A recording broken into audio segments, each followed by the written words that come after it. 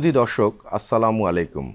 আজ 18 ডিসেম্বর, আন্তর্জাতিক অভিবাসন দিবস এবং জাতীয় প্রবাসী দিবস। আজকের এই দিনে পৃথিবীর বিভিন্ন দেশে পালিত হচ্ছে এই দিবসটি। আমাদের বাংলাদেশেও সাড়ম্বরপূর্ণভাবে পালিত হচ্ছে। সে লক্ষ্যেই বাংলাদেশ টেলিভিশনের বিশেষ আয়োজন আজকের এই অনুষ্ঠানটি। আমাদের আজকের অনুষ্ঠানে আলোচক হিসাবে উপস্থিত আছেন ডক্টর তাসনিম সিদ্দিকী, ঢাকা বিশ্ববিদ্যালয়ের শিক্ষক, পাশাপাশি উনি আন্তর্জাতিক অভিবাসন নিয়ে দীর্ঘদিন ধরে কাজ করে আসছেন। এবং তার পাশে আছেন আব্দুর রব ভুট্টো, ম্যানচেস্টার ইংল্যান্ড প্রবাসী এবং উনি একজন অনলাইন অ্যাক্টিভিস্ট। আমাদের আজকের আলোচনা অনুষ্ঠান শুরুর পূর্বে চলুন আমরা একটু দেখে আসি একটি প্রতিবেদন।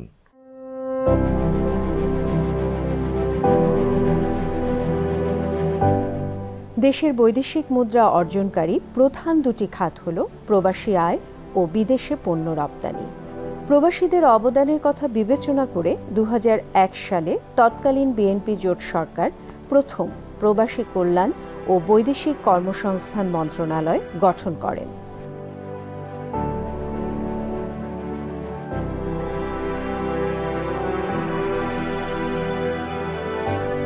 কোটা সংস্কার আন্দোলনকে ঘিরে জুলাই মাসে দেশ জুড়ে স্থবিরতা নেমে এসেছিল। জুলাই মাসে প্রয়োজনের বাইরে রেমিটেন্স না পাঠাতে সোশ্যাল মিডিয়ায় রেমিটেন্স শাটডাউনের ডাক দিয়েছিলেন বিদেশ থেকে অনলাইন অ্যাক্টিভিস্টরা। ডক্টর মোহাম্মদ ইউনূসের নেতৃত্বে বর্তমান অন্তর্বর্তী সরকারের যাত্রা শুরু হবার পর এখন প্রতি মাসে প্রায় $2.5 বিলিয়ন মার্কিন ডলার রেমিটেন্স পাঠাচ্ছেন প্রবাসী বাংলাদেশিরা। বিদেশ থেকে প্রতি বছর 22 বিলিয়ন শুধু রেমিটেন্স পাঠানো নয়, বিগত ফ্যাসিস্ট আওয়ামী লীগ সরকার পতনে ও জুলাই আগস্ট আন্দোলনে প্রবাসীদের ভূমিকা ছিল উল্লেখযোগ্য। যখন দেশ থেকে ফ্যাসিস্ট সরকারের বিরুদ্ধে কেউ কথা বলার সাহস পেত না, তখন অনলাইন অ্যাক্টিভিস্টরা বিদেশ থেকে বিভিন্ন ভিডিও বার্তা দিয়ে আন্দোলনে সাহস জুগিয়েছেন। সেই সব অনলাইন অ্যাক্টিভিস্টরা বিগত ফ্যাসিস্ট আওয়ামী লীগ সরকারের পুরো সময় জুড়েই অন্যায়ের বিরুদ্ধে কথা বলে গেছেন অবিরত। তাই তাদেরকে বলা হচ্ছে দ্বিতীয় স্বাধীন বাংলা বেতার কেন্দ্রের প্রবাসী তথ্যযোদ্ধা। শুধু অনলাইন অ্যাক্টিভিটি নয়, জুলাই আগস্ট আন্দোলনকে বেগবান করতে বিশ্বের বিভিন্ন দেশের রাজপথে নেমেছিলেন প্রবাসীরা। তন্মধ্যে সংযুক্ত আরব আমিরাতের দুবাইয়ে 57 প্রবাসীকে কারাবরণও করতে হয়েছিল। পরে প্রধান উপদেষ্টা ডক্টর মোহাম্মদ ইউনূসের ক্যারিশম্যাটিক কূটনৈতিক উদ্যোগে সাধারণ ক্ষমা পেয়ে দেশে ফেরত আসেন তারা।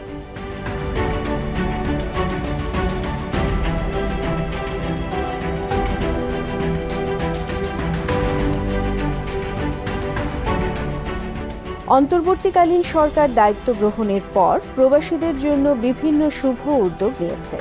গত 11 নভেম্বর প্রবাসীদের জন্য দেশের প্রথম ডেডিকেটেড লাউঞ্জ উদ্বোধন করেন প্রধান উপদেষ্টা ডক্টর মোহাম্মদ ইউনূস। এখানে প্রবাসীরা বিদেশে যাবার এবং আসার সময় সাময়িকভাবে বিশ্রামের জন্য জায়গা সহ কম দামে খাবার পাচ্ছেন।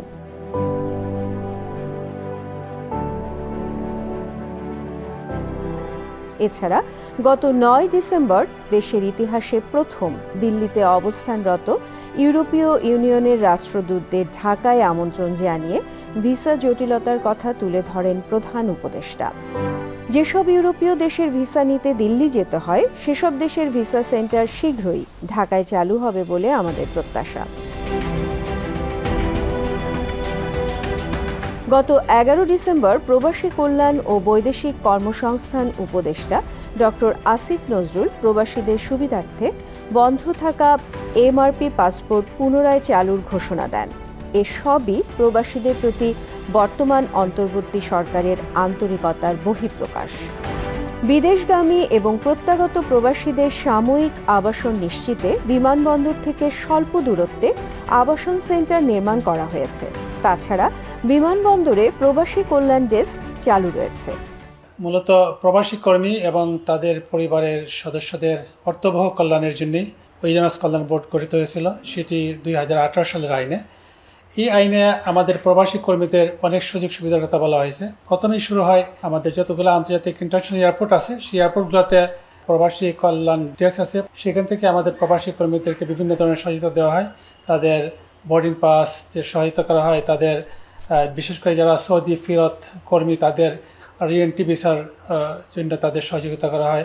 কোনো প্রবাসী কর্মী ভাই বিদেশে মারা গেলে আমরা তার লাশ দেশে আনার ব্যবস্থা করি।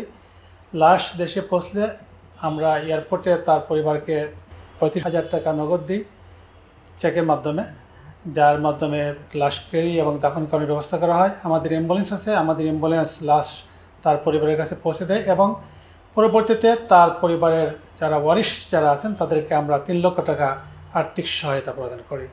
এবং 2023 সাল থেকে আমাদের জীবন বিমা চালু হয়েছে, যার মাধ্যমে একজন কর্মী বিদেশে মারা গেলে তার পরিবারকে আমরা 10 লক্ষ টাকা অনুদান দিয়ে থাকি। যদি কোনো অসুস্থ হয়ে কেউ ফেরত আসে বিদেশ থেকে, তাহলে যদি 1 বছরের মধ্যে উনি আবেদন করেন, তাহলে তার অসুস্থতার ধরন বিবেচনা করে সর্বোচ্চ 1.5 লক্ষ টাকা পর্যন্ত আমরা তাদেরকে আর্থিক সহায়তা দিয়ে থাকি। আমরা প্রবাসী কর্মীর মেধাবী সন্তান যারা আছে তাদেরকে আমরা শিক্ষাবৃত্তি দিয়ে থাকি। আমরা প্রবাসী কর্মীর প্রতিবন্ধী সন্তানদেরকে আমরা প্রতিবন্ধী ভাতা দিয়ে থাকি।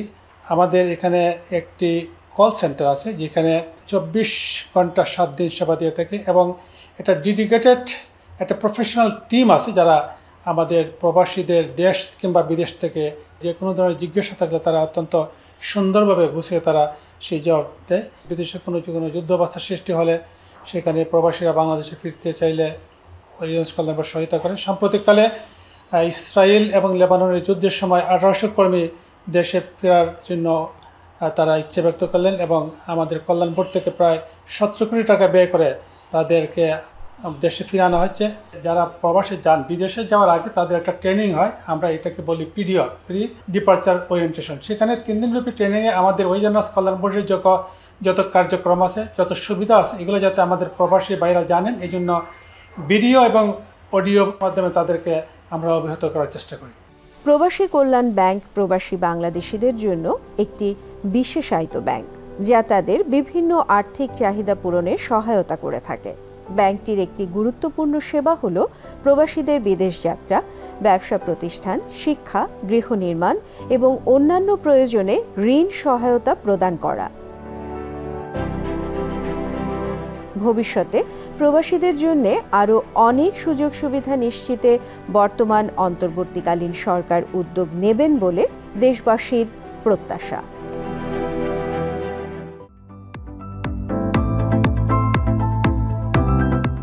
প্রিয় দর্শক, আমরা আলোচনার শুরুতেই কথা বলবো আব্দুর রব ভুট্টো। আপনি তো ম্যানচেস্টারে থাকেন, আপনি বিশেষ করে আমাদের জুলাই আগস্ট বিপ্লবে বিদেশ থেকে ব্যাপক ভূমিকা রেখেছেন। রেমিটেন্স, শাটডাউন অথবা আমাদের দেশে তরুণ প্রজন্মের আন্দোলনে ব্যাপক সহযোগিতা করেছেন। এই বিষয়ে আপনার কাছে সংক্ষেপে কিছু জানতে চাই। জুলাই আগস্ট বিপ্লবটা শুধু জুলাই আগস্ট থেকে শুরু হয়নি।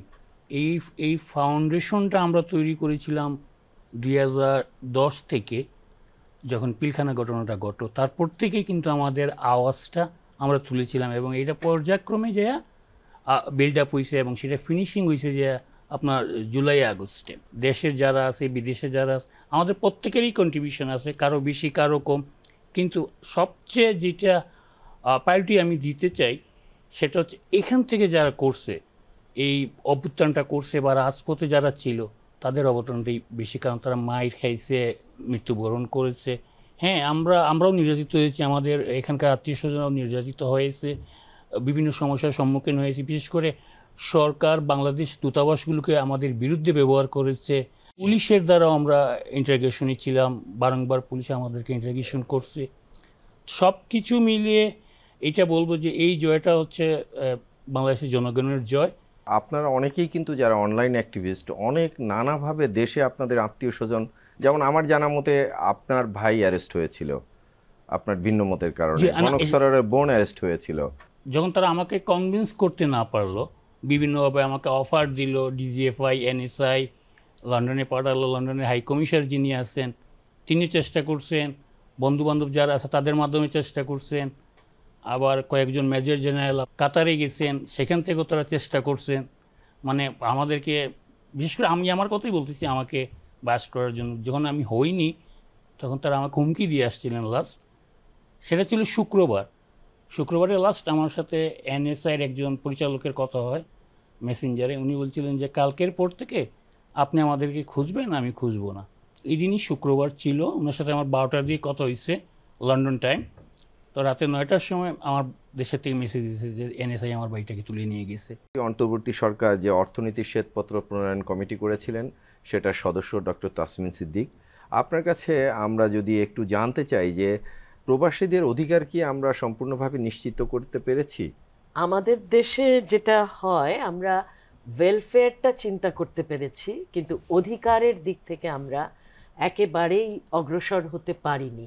আমরা যেহেতু মনে করি যে এটা হচ্ছে একটা বায়ার্স মার্কেট, যেখানে আমরা লোক পাঠাচ্ছি সেই সব দেশের যেই সব সরকারি ব্যবস্থাপনা রয়েছেন তারা যেভাবে বলবেন সেভাবেই আমাদের লোক যাবে। ফলে অধিকার জায়গাটাকে আমরা সবসময় ছোট করে দেখেছি। এবং যদি আমরা শুধু চিন্তা করি, যখন এই আন্দোলনটা চলছে তখন যে ইউএইর মতো জায়গায় যেভাবে আমাদের শ্রমিক যারা একটু প্রসেশন করতে চেয়েছেন তাদেরকে অ্যারেস্ট করা হয়েছে, এবং সেই সময়কার দূতাবাস এই যেভাবে এই পুরো প্রক্রিয়াটায় সহযোগিতা করছেন, যেহেতু এটা রাষ্ট্রের বিরুদ্ধে যাচ্ছে, এই জায়গাগুলো দেখলে বোঝা যায় যে শুধু যে বাইরের রাষ্ট্রের ভেতরে যেখানে গণতন্ত্র সেইভাবে প্রতিষ্ঠিত না, তাদের অধিকার খুব ক্ষুণ্ণ হয়েছে, একই সঙ্গে আমার দেশের লোক যারা তাকে এক ধরনের প্রতিকারের ভেতরে রাখার জন্য ওখানে রয়েছেন, তারাও কিন্তু তাদের অধিকারের জায়গাগুলোতে সচেতন তো ছিলেনই না, বরং অধিকারের খর্ব করেছেন, তারা সহযোগিতা করেছেন সেই সব। অর্থনীতি শ্বেতপত্র প্রণয়ন কমিটি, সেখানেও নিশ্চয়ই উঠে এসেছে প্রবাসীদের নিয়ে একটা চ্যাপ্টার, সেই বিষয়ে কিছু বলবেন কি? গত 15 বছরে যেই জায়গাগুলোতে অন্যায় ঘটেছে বা যেখানটায় করাপশন ঘটেছে সেই জায়গাগুলো আমরা খুঁজে বের করেছি। এবং খুঁজে বের করতে যে আমাদের লেবার মাইগ্রেশনের ক্ষেত্রে আমরা 7টা চ্যালেঞ্জ মানে এখানে আইডেন্টিফাই করেছি। প্রথম হলো হাই কস্ট অফ মাইগ্রেশন। এত কেন টাকা দিতে হচ্ছে? একজন নেপালি যদি সৌদি আরবে যান অথবা ইউএইতে যান অথবা কাতার, প্রতিটা জায়গায় একটা বাংলাদেশি কর্মীকে 4 থেকে 5 গুণ টাকা বেশি দিতে হচ্ছে একজন নেপালির চাইতে। এটা কেন? এটা দেখা গেল পুরোটাই আমাদের যে ওখানে ভিসা ট্রেডিংটা হয়, সেই ভিসা ট্রেডিংয়ে আমাদের রিক্রুটিং এজেন্সিরা এবং ওই দেশি থাকা বাংলাদেশি যারা রয়েছেন, এখন তারাই ওখানে একটা মধ্যস্বত্বভোগী শ্রেণী তৈরি হয়েছেন। তারা বিভিন্ন সময়ই অন্যান্য দেশ যে টাকা দিয়ে ভিসা কেনে তার 4 গুণ 5 গুণ টাকা দিয়ে ভিসা কিনে মার্কেটটায় মনোপলি তৈরি করতে চান, এবং এই টাকাটা নিয়ে বাংলাদেশিদের 5 লাখ 5.5 লাখ টাকা দিয়ে যাচ্ছেন। সর্বশেষ যেটা জনশক্তি রপ্তানি মালয়েশিয়ায় যে কেলেঙ্কারিটা ঘটে গেল বিপ্লবের আগে, যে আমরা দেখলাম যে কিছু সিন্ডিকেট দেশের গণমাধ্যমেও আসলো, যে এবং প্রায় 30,000 মানুষ কিন্তু যেতেই পারেননি। এই যে সিন্ডিকেশনের বিষয়টা এখানে খুব গুরুত্বপূর্ণভাবে এসছে আমাদের এই শ্বেতপত্রে। আমরা যেটা দেখলাম যে গত 2 বছরে যে সিন্ডিকেটটা তৈরি করা হয়েছিল, প্রথমে মাত্র 10 জনকে নিয়ে তারা তৈরি করতে চেয়েছেন, পরবর্তীতে এটাকে বাড়ানো হয়েছে 25-25-এর পরে 110 জন। এখন এই সিন্ডিকেশনটার দিকে যদি আমরা তাকাই, তাহলে আমরা যেটা দেখলাম যে এর সাথে পলিটিক্যাল পার্টি, অর্থাৎ আমার সংসদের তখন 4 জন সদস্য, আমাদের সংসদের গুরুত্বপূর্ণ ব্যক্তি, তার স্ত্রী, তার কন্যার নামে লাইসেন্স করে এটার ভেতরে এসছেন। অন্যান্য ইভেন উর্দি পড়া উর্দি ছাড়া লোকেরা রিক্রুটিং এজেন্সি খুলে এখান থেকে এই টাকাটা বানানোর চেষ্টা করেছেন, এবং 2 বছরে 2 বিলিয়ন টাকা তারা কিন্তু এই মানে দরিদ্র অভিবাসীদের কাছ থেকে এক ধরনের মানে অভিবাসন কস্ট হিসেবে নিয়ে গেছেন। এবং এই পুরো প্রক্রিয়ার ভেতরে যেটা হয়েছে, ওখানে কোনো চাকরি নেই, ওখানে যেই এমপ্লয়ার এগেনস্টে তাকে চাকরি দেওয়া হয়েছে, সেই এমপ্লয়ারের সেই হয়তো 500 জনের চাকরি দেওয়ার সুযোগ আছে, সেখানে 5,000 লোক ওনারা নিয়োগ দিয়েছেন। ফলে লোকগুলো রাস্তায় ঘুরছে, খাওয়া নেই, পড়া নেই, প্রতারিত হচ্ছে। এবং এই পুরো প্রক্রিয়াটায় মালয়েশিয়ান সরকার একসময় মাইগ্রেশন বন্ধ করে দিলেন বাংলাদেশের। এখন প্রফেসর ইউনুস চেষ্টা করছেন বাজারটা আবার খোলার জন্য, এবং সেক্ষেত্রে এক্সট্রাডিশন ট্রিটির মাধ্যমে আমাদের যে শোনা যায় যিনি বাংলাদেশ থেকে ছিলেন মূল হোতা রুহুল আমিন, ওনাকে ফেরত আনার জন্য বাংলাদেশ সরকার চিঠি লিখেছে ওই মালয়েশিয়ান সরকারের কাছে। আর ও মালয়েশিয়ান সরকার একই সঙ্গে বেস্টিনেটের মালিক যে দাতো আমিন, তাকে কিন্তু মানে এক ধরনের ইয়ের ভেতরে এনেছে দেখে সে সুন্দর, ওটা তো বন্ধই করেছে মালয়েশিয়ান সরকার, সে ওই জায়গাটা রাজ পরিবারের একজনকে তার পজিশনে বসিয়ে দিয়েছে যাতে করে সে তার এই অবৈধ কাজগুলো চালু রাখতে পারে। অত্যন্ত দুঃখজনকভাবে সরকারের নিয়ন্ত্রণ যেহেতু নাই বা নিয়ন্ত্রণ করতে চান না, সরকার যেহেতু এর অংশ হয়ে গেছেন, প্রেসিডিয়াম সদস্য, বিভিন্ন রকম শ্রমিক লীগ, অমুক লীগ, এদের যে মানুষ, এরাই ছিলেন কিন্তু এই সিন্ডিকেশনের ভেতরে একটা বড় অংশ। আব্দুর রব ভুট্টোর কাছে একটু যেতে চাই। আপনি দীর্ঘদিন ধরে ইউরোপে বসবাস করছেন, সেখানে আরও কিভাবে বৈধ জনশক্তি আমরা রপ্তানি করতে পারি? সেক্ষেত্রে এখন বিপ্লবের মাধ্যমে আমরা নতুন সরকার পেয়েছি, এই বিষয়ে আপনার কোনো সাজেশন বা দেখার সাজেশন আপনি দিতে পারেন কিনা? ইউরোপের বিভিন্ন দেশে সাধারণত শ্রমিক বা আপনার বৈধ হওয়ার কোনো সুযোগ নেই। ইতালি এবং স্পেন, পর্তুগাল, তারা প্রতি বছরই কিছু শ্রমিক নিয়ে যায় আমাদের দেশ থেকে। তো সেটা স্থানীয় যে কৃষক যারা আছে বা ফার্ম অর্গানাইজেশন যারা আছে, তারা এইগুলি বেসিক্যালি নেয়। কিন্তু সেখানেও 20 থেকে 30 লক্ষ টাকা আপনাকে, ওখানেও স্বচ্ছতা নেই, মানে ওই সিন্ডিকেটে ওইখানেই যে আমি একটা জায়গা নিলাম, 20 একরের জায়গা গভর্নমেন্ট আমাকে লিজ দিল, আমি ওইখানে কৃষিকাজ করবো, আমার লোক লাগবে। অথচ লোকাল লোক কিন্তু আমাদের বাংলাদেশে ওইখানে বেকার। হ্যাঁ, বলবে যে আমি তারা কাজ জানে না, আমাকে দেশ থেকেই নিতে হবে। তখন গভর্নমেন্ট পারমিশন দিল 20 জন শ্রমিক লাগবে, নিয়ে আসেন দেশের থেকে। তখন এই 20 জনের কাছ থেকে তারা 20,000 30,000 ইউরো করে নিয়ে যাবে। ওইখানে জাস্ট 1 সিজন বা 2 সিজন কিছু সবজি চাষ করবে, হোক আর না হোক, গভর্নমেন্টকে দেখাইলো যে আমি এটা করছি, সাকসেস হতে পারিনি, এটা আমার ক্লোজ। এটা ক্লোজ করে দিলে এদিকে লেবারের কাছ থেকে টাকা নিয়ে গেল, ওরা ফ্রি ওইখানে ঘুরতেছে, কাজ পাইলে করবে, না পাইলে তো মানে কষ্ট মানবেতর জীবনযাপন করবে, যেটা করতেছে মানুষ। ইউরোপে যাচ্ছে, বিশেষ করে পর্তুগালে যাচ্ছে একটা আশা যে ওখানে ওপেন ইমিগ্রেশন, কোনোভাবেই যদি ঢুকতে পারে তাহলে বৈধ হওয়ার সুযোগ, সে বৈধ হয়ে যাবে। এই জন্যই মানুষ এটা যাচ্ছে, এটা করতেছে। এখানে একটা গুরুত্বপূর্ণ প্রসঙ্গ আপনার সামনে অবতারণা করতে চাই, সেটা হলো এই যে গত সরকারের আমলে শ্বেতপত্র প্রণয়ন কমিটি জানিয়েছে প্রায় 2 লক্ষ কোটি টাকা আমাদের দেশ থেকে পাচার হয়েছে, এবং তার অধিকাংশই কিন্তু প্রবাসে বসবাসরত অনেক মানুষ এই পাচারের জন্য সহযোগিতা করেছে বলেই সম্ভব হয়েছে। সেই বিষয়ে এখন তো নতুন বাংলাদেশ, আপনারা কোনো সচেতনতা শুধু সরকারের দিকে তাকিয়ে থাকলেও তো হবে না, আপনাদের তো অনেক ফলোয়ার আছে, আপনারা অনলাইনে ব্যাপক সরব। আমি যেটা করছিলাম, আপনি মনে আছে, এই তৎকালীন পররাষ্ট্রমন্ত্রী বা তার আগে সে ছিল তথ্যমন্ত্রী হাসান মাহমুদ, আরব আমিরাতে একটা আবাসিক করছে, যেটা আমি ইনভেস্টিগেশনটা রিপোর্ট করছিলাম। ওখানে প্রায় $10 বিলিয়ন হাসান মাহমুদ ইনভেস্ট করছিল, এবং আমি এটা প্রতিবেদন প্রকাশ করছিলাম। জি, আমি এটা পড়েছিলাম। পড়ছেন আপনি? ওইটা পড়ার কারণে হাসান মাহমুদ আমার বিরুদ্ধে ডিজিটাল নিরাপত্তা আইনে মামলা দিচ্ছিল, এটা ভুয়া বলে, এবং সেই মামলা এখনো সরকার প্রত্যাহার করেনি। সেই মামলা কিন্তু এখন এটা প্রমাণিত সত্য, এখন এটা প্রমাণিত সত্য। ওই সময় গভর্নমেন্টের পক্ষ থেকে, আমাদের মিডিয়ার পক্ষ থেকে, আমাদের যারা মিডিয়ার উচ্ছিষ্টভোগী ছিলেন, যারা এখন পলাতক, তারাই বলছেন যে এগুলো আমি গুজব ছড়াচ্ছি, কিন্তু এখন এটা প্রমাণিত সত্য। আমরা এই ফ্যাসিস্ট গভর্নমেন্টের পতন ত্বরান্বিত করার জন্য আমরাই আওয়াজ দিয়েছিলাম যে রেমিটেন্স শাটডাউন। যখন হাসিনার পতন হলো, তখন কিন্তু আমরা আবারই বলছি, সবাইকে অনুরোধ করছি যে আমরা এখন টাকা পাঠাবো, দেশ গড়ব, বৈধ পথে আমরা টাকা পাঠাবো। সংখ্যাগরিষ্ঠ প্রবাসীরাই তারা অত্যন্ত দেশপ্রেমিক বলেই এই সমস্ত শুভ সিদ্ধান্তগুলো তারা সবসময় জনগণের সঙ্গে থেকেছে। অবশ্যই। তবে এই জায়গাটায় যে টাকাটা যে গেছে, যে ইলিসিট ট্রান্সফার অফ মানি যেটা হয়েছে, আমরা যেটা বলেছি 10টা ব্যাংকের থেকেই প্রায় প্রতি বছরে $16 বিলিয়ন করে কিন্তু টাকা বাংলাদেশ থেকে গেছে। এগুলো সমস্ত ব্যাংকের টাকা, এবং ব্যাংকের টাকা তারা ওই লোন নিয়েছেন, ব্যাংকের মালিকানা প্রথমে এক কু করে ব্যাংকগুলো দখল করেছেন, ওই টাকাগুলোকে তারা বিদেশে পাঠিয়েছেন এটা মানে বিভিন্ন রকমের আন্ডার ইনভয়েসিং, ওভার ইনভয়েসিং, তারপরে হচ্ছে হুন্ডি, মানে নানান কিছু করে তারা টাকা পাঠিয়েছেন।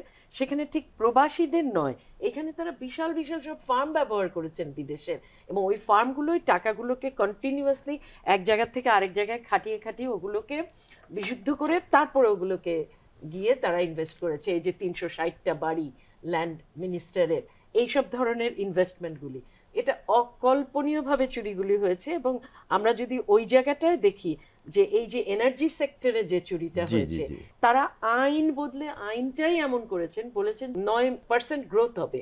সুতরাং 9% গ্রোথ যেটা একটা মিথ্যা ব্যাপার, সেই জায়গায় 9%-এর জন্য তারা মানে লোককে ইলেকট্রিসিটি প্রডিউস করবার জন্য সোজা কথা মানে অর্থ পাচার সহায়ক প্রকল্প বলা যায়, আইন করে পাচার। তারা আরো দুইটা কাজ করছে, যে সিন্ডিকেটটা টাকাটা পাচার করছে। দেখেন, ইম্পোর্টের মাধ্যমে টাকাটা পাচার হয়েছে, টাকাটা এলসি করছে, আসতেছে খালি কন্টেনার, অনেকগুলো ধরা পড়েছে কমলাপুরে। ডক্টর তাসমিন সিদ্দিক, নতুন যারা বিদেশে যাচ্ছেন তাদের জন্য কি করণীয়, কি কর্তব্য পালন করা দরকার, সে বিষয়ে আপনি খুবই সংক্ষেপে যদি একটু ধারণা দেন আমাদের দর্শকদের। যারা বিদেশে যেতে চান, সবচেয়ে আগে তাদের স্কিল ডেভেলপ করা দরকার। আমাদের এখানে যেটা হয়েছে, যিনি যান তিনি স্কিল লোক না, আর যারা স্কিল নিয়েছেন তারা যেতে পারছেন না। এই অব্যবস্থাটা সরকারের দূর করা দরকার, আর স্কিল মাইগ্রেশন এর দিকেই ঝুঁকে পড়া দরকার। নার্সিং এডুকেশনটাকে বাধ্যতামূলক করে প্রচুর নার্স যদি আমরা তৈরি করি, তাহলে ইউরোপের বাজার, আমেরিকার বাজার, সর্বত্র আমাদের ঝুঁকতে পারবে।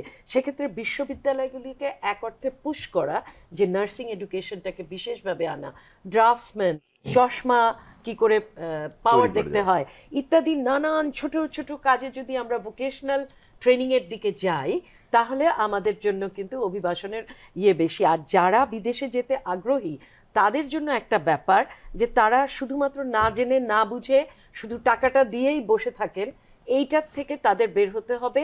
অনলাইনে চেক করা যায় যে এটা কি বৈধ ভিসা না অবৈধ ভিসা, এইগুলো চেক করে তাদের যাওয়া প্রয়োজন। বাংলাদেশ টেলিভিশনের আজকের এই বিশেষ অনুষ্ঠানে আপনারা দুজন এখানে এসেছেন, তার জন্য আপনাদেরকে অসংখ্য ধন্যবাদ।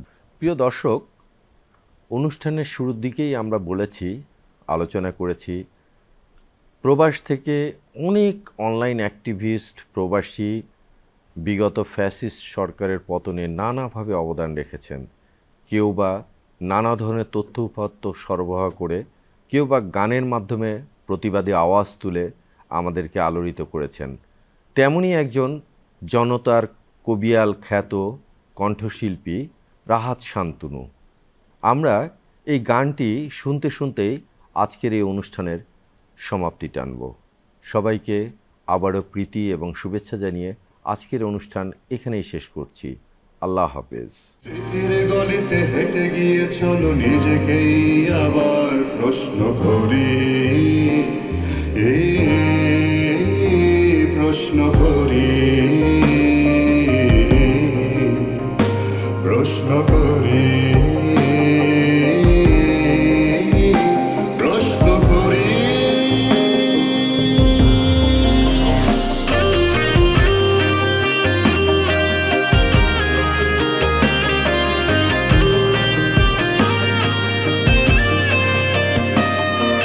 শেষ কবে তুমি পেয়েছিলে বুঝে তোমার অধিকার? শেষ কবে তুমি দেখেছিলে আদালতের ন্যায় বিচার? শেষ কবে তুমি হয়েছিলে প্রতিবাদে একজোট? শেষ কবে তুমি দিয়েছিলে বলো তোমার ন্যায্য ভোট? চলো সবাই একটু করে আবার ছোট হই, স্বৈরাচার বিরোধী মিছিলে উল্লাসে দৌড়াই। তোমার ভাগ্য তোমার হাতে, তোমাকেই মুক্তি, তোমার আমূল বজ্র মুষ্টি, তুমি তো শক্তি। মৃতের মতো বাঁচার থেকে মাথা উঁচু করে একবার চলো লড়ি, আবার লড়ি।